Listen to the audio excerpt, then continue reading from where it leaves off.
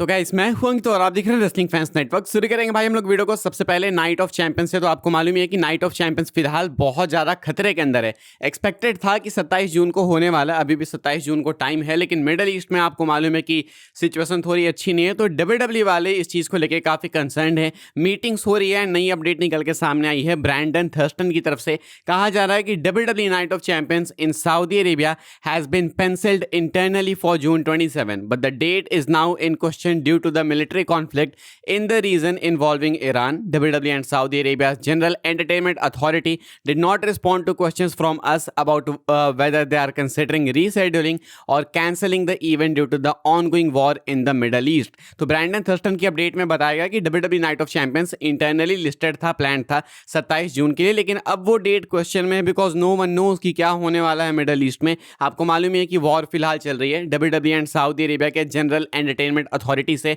इन लोगों ने बात करने की कोशिश की, पोस्ट रेसलिंग वालों ने, लेकिन सामने से कोई भी रिस्पांस नहीं आया। उन लोगों ने इग्नोर किया, यानी कि वो अभी इस चीज़ पे कमेंट नहीं करना चाहते हैं कि क्या वो इस इवेंट को रीशेड्यूल करेंगे या फिर कैंसिल करेंगे। तो नाइट ऑफ चैंपियंस बहुत ही ज़्यादा अनसर्टेन फिलहाल दिख रहा है। इस पे कोरी हेस का कहना है, बॉडी स्लैम वाले का, कि या this is correct, WW is already looking at venues. इनका कहना है कि डब्ल्यूडब्ल्यू वाले रीशेड्यूल तो नहीं करेंगे, कैंसिल तो नहीं करेंगे, लेकिन मूव करेंगे, यानी कि नाइट ऑफ चैंपियंस होगा, बस सऊदी में नहीं होगा, ये किसी और वेन्यू पे होगा। एंड यहाँ पे कोरी हेस का कहना है, तो मुझे लगता है कि डब्ल्यूडब्ल्यू वाले एक्चुअली में नाइट ऑफ चैंपियंस को यूएसए में ही कहीं करा देंगे। बहुत होगा तो मैक्स टू मैक्स कनाडा जाएंगे। नाइट ऑफ चैंपियंस भी अब एक इंपॉर्टेंट इवेंट हो चुका है बिकॉज समरस्लैम इम्प्लीकेशन से आपको मालूम ही है। तो इसलिए मुझे लगता है कि डब्ल्यूडब्ल्यू वाले कैंसिल तो नहीं करेंगे, रीशेड्यूल भी नहीं करेंगे, बिकॉज वो 27 जून का टाइम फ्रेम भी काफ़ी इंपॉर्टेंट है अगर आपको समरस्लैम भी कंसिडर करके चलना है। तो इसीलिए अब एक ही ऑप्शन है कि आप वेन्यू को मूव करो, सऊदी से हटा के कहीं और करो, यूएस में कर लो, कनाडा में कर लो, कहीं कर लो।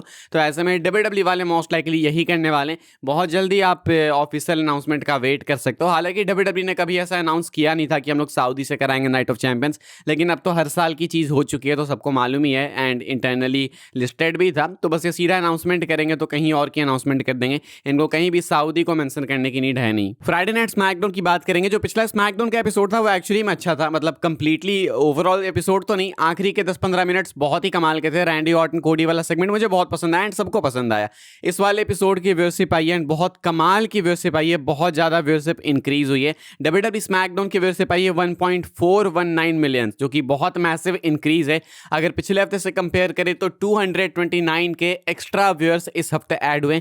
ये टोटल 19% का इंक्रीज है एंड ये 5 सितंबर 2025 के बाद पहला ऐसा एपिसोड है जिसकी इतनी ज़्यादा व्यूअरशिप आई है।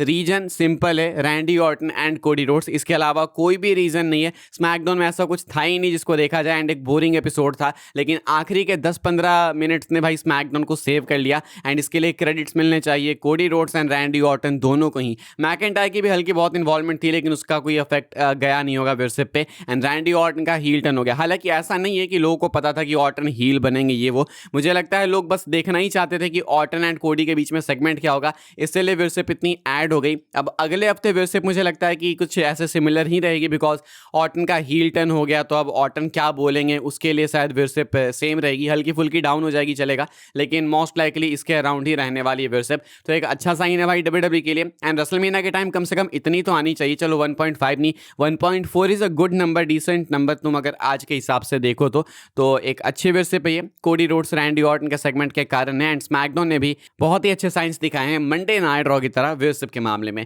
हम लोग अगली अपडेट कवर करेंगे भाई, जो कि अपनी ब्रॉन स्ट्रोमन को लेके। शायद स्ट्रोमन को अच्छा नहीं लग रहा है कि स्पॉटलाइट इतनी ज़्यादा क्यों मिल रही है ओबा फैमी को। जलन बोल सकते हैं, जेलसी बोल सकते हैं शायद। हाँ, मैं आपको बताता हूँ क्या हुआ। इन्होंने एक्चुअली ट्वीट किया है अभी कुछ देर पहले ही, 2 घंटे पहले कुछ, जब मैं वीडियो रिकॉर्ड कर रहा हूँ एंड इन्होंने अपनी फोटो डाली है लेसनर वाली, जहाँ पे लेसनर को चोक स्लैम दे रहे हैं, बेसिकली मैन हैंडल कर रहे हैं लेसनर को एंड कैप्शन लिखते हैं अपने इस ट्वीट का कि there is not and will never be another like me. Strowman का कहना है कि मेरे जैसा कोई भी नहीं है एंड कभी भी नहीं होगा। कहते हैं कि लेसनर को मैंने मैन हैंडल किया था एंड वो मैं ही कर सकता हूँ। मतलब काफ़ी सारे लोगों ने कंपेयर किया था, इवन आप लोगों ने भी कमेंट किया था कि स्ट्रोमन ने ही इस तरीके से लेसनर को मैन हैंडल किया है एंड अभी ओबा फैमी ने किया। तो वही कहते हैं स्ट्रोमन की, देखो ये कंपेयर वंपेयर मत करो, मेरी तरह कोई है नहीं है, मेरी तरह कोई हो भी नहीं पाएगा। देखो स्ट्रोमन डेफिनेटली एक अच्छे टैलेंट थे, सब कुछ था, सही था, लेकिन ये चीज़ बहुत ही एरोगेंटली बोली गई चीज़ें हैं, रूड साउंड करती है एंड ये थोड़ा सा ऐसा लगता है कि डिल्यूजन भी है।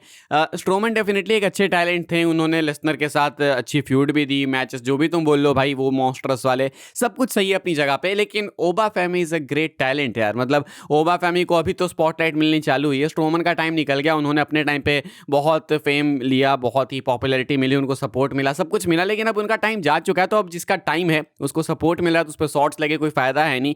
आई मीन ये तो क्लियर जेलसी है जो कि दिख रही है, एंड ऐसा नेसेसरी हो रही है कि आप ही हो जो सिर्फ लेसनर को मैन हैंडल कर सकते हैं। गोल्डबर्ग ने भी कर रखा है, अब ऐसा अब लेसनर की मर्जी है खुद भी, तब तो लेसनर ने बोला कि ठीक है ओबा फैमी मेरे छाती पे पैर रख दो, तो लेसनर खुद भी तैयार थे, तो लेसनर को नहीं दिक्कत है। तो ये स्ट्रोमन के अंदर इतनी जेलसी क्यों है? मुझे तो लगता है भाई कि ओबा फैमी की जो बुकिंग थी वो बहुत से लोगों को चुभी होगी कि भाई ये तुरंत ही आके मतलब इस तरीके से कैसे छा गया। टैलेंट है भाई बंदे में, वो दिख रहा है ऑरा। एंड मैं एक चीज़ हमेशा बोलता हूँ कि अगर इंडियन फैंस किसी को सपोर्ट कर रहे हैं तो कुछ ना कुछ उसके अंदर कैरिज्मा होता है। रेसलिंग वेसलिंग नहीं देखते हैं यहाँ के लोग कैरिज्मा देखते हैं, तो उनके अंदर कैरिज्मा है। And end of the day WWE के अंदर जिसके अंदर कैरिज्मा होता है वही चमकता है, तो ओबा फैमी डेफिनेटली चमकेंगे। एंड इंडियन फैंस से सपोर्ट मिल रहा है, सो आई एम श्योर कि उनके अंदर कैरिज्मा है, मतलब कैरिज्मा है तो चमकेंगे। यही 2 बार मैंने बोल दी बात ताकि तुमको अच्छे समझ आ जाए। यही कुछ है स्ट्रोमन की कहानी, वो जेलसी फील कर रहे हैं कुछ तो शायद ओबा फैमी से। हम लोग बात करेंगे भाई जेवॉन एवंस की। जेवॉन एवंस भी रेसलमेनिया के कार्ड में मोस्ट लाइकली होने वाले हैं, ये अपडेट निकल के सामने आई है बॉडी स्लैम की तरफ से। एंड फटाक से मैं आपको बताता हूँ, कहना है बॉडी स्लैम का कि एक्सपेक्टेड है कि इंटरकॉन्टिनेंटल टाइटल मैच में जेवॉन एवंस इन्वॉल्व हो सकते हैं मीनिया में। एंड रसल वोट्स का कि किसका कहना था कि बॉडी स्लैम का ही कहना था कि ट्रिपल थ्रेट नहीं तो फेटल 4-वे मैच एक्सपेक्टेड है फॉर रेसलमेनिया, यानी कि आईसी टाइटल एक ट्रिपल थ्रेट नहीं तो फेटल 4-वे मैच में डिफेंड होगी। मुझे लगता है भाई कि जेवॉन एवंस इस मैच में ऐड किए जाएंगे।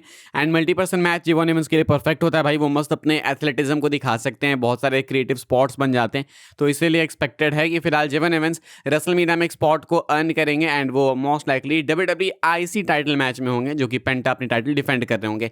हम लोग अपनी आखिरी अपडेट कवर कर लेते हैं भाई, जो कि रैंडी ऑर्टन को लेके। अभी तक भाई पता नहीं चला है कि आखिर रैंडी ऑर्टन किससे बात कर रहे थे कॉल पे, एंड इतनी आसानी से पता भी नहीं लगेगा। अजम्पशंस ही है, प्रेडिक्शंस ही है। मैं आपको बताता हूँ कि एक नाम अभी सोशल मीडिया पे किसका निकल के सामने आया है, ये मेल्टजर वगैरह का कहना है, यानी कि रेसलिंग ऑब्जर्वर की तरफ से बात निकल के सामने आई है। एक्चुअली डेव मेल्टजर बात करते हुए इस चीज़ पे कहते हैं कि I am scared it's Shane McMahon. कहते हैं wrestling has more than one royal family, that line was meant for the McMahons. कहते हैं कि रैंडी ऑर्टन ने जो लाइन बोली कि wrestling has more than one royal family, ये मोस्ट लाइकली मुझे लगता है कि Shane McMahon and McMahon family को रेफर करते हुए बोली, यानी कि इनके अकॉर्डिंग सेन मैकमैन है वो मेंटर जो कि रैंडी ऑर्टन को गाइड कर रहे हैं इस वाली फ्यूड में, जिन्होंने रैंडी ऑर्टन को इन्फ्लुएंस किया वापस से हील बनने के लिए। हालांकि बहुत ज़्यादा रैंडम नहीं हो जाएगा सेन मैकमैन अचानक कहाँ से।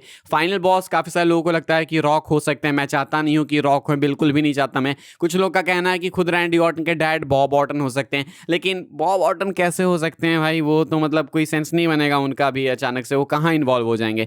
रॉक का भी नहीं लगता कि रॉक इन्वॉल्व होना चाहिए कोडी के साथ में वापस, नहीं तो हर साल सेम ही चीज़ चल रही है। सेन मैकमैन का नाम ये ले रहे हैं, आई मीन साउंड्स इंटरेस्टिंग, लेकिन मतलब ऐसा इंटरेस्टिंग साउंड करता है कि सेन मैकमैन ऑर्टन एक साइड, उधर ट्रिपल एच कोडी, बट ये too good to be true है, यानी तो बिल्कुल ही इम्पॉसिबल है। बोल दो कि ये नहीं होने वाला, लगता तो नहीं है। विंस मैकमैन का कोई नाम मत ले लेना, वो भी पॉसिबल नहीं है। टेड डिबियासी भी नहीं हो सकते, बिकॉज टेड डिबियासी कोई क्रिमिनल चार्जेस वगैरह फेस कर रहे हैं, तो पता नहीं एक्जैक्टली कौन है। अलग अलग नेम्स हैं 2-3 एंड सभी अनसर्टेन लग रहे हैं। फिलहाल एक सेन मैकमैन का न्यू नेम आया है, मैकमैन फैमिली का आया है। क्या लगता है आपको भाई, क्या हो सकता है, कौन हो सकता है इसके पीछे? जल्दी पता लग जाए तो अच्छा है, मजा आएगा। वैसे तो फिलहाल इस वाली वीडियो के लिए यही सारी अपडेट्स थी। आई होप सबको इन्फॉर्मेशन मिली हो तो वीडियो को लाइक कीजिएगा, शेयर कीजिएगा एंड सब्सक्राइब कीजिएगा चैनल को, ताकि आने वाले टाइम के अंदर आपको और भी सही डब्ल्यूडब्ल्यूई के अपडेट्स वगैरह सबसे पहले देखने को जानने को मिलते रहे। फॉलो कर सकते हैं आप मुझे इंस्टाग्राम एंड ट्विटर, लिंक आपको मिलेगा डिस्क्रिप्शन में। ज्वाइन कर सकते हैं व्हाट्सएप चैनल को, उसके भी लिंक है डिस्क्रिप्शन में। मिलेगा मैं आपसे अगली वीडियो में जल्दी ही, तब तक के लिए goodbye, thanks for watching.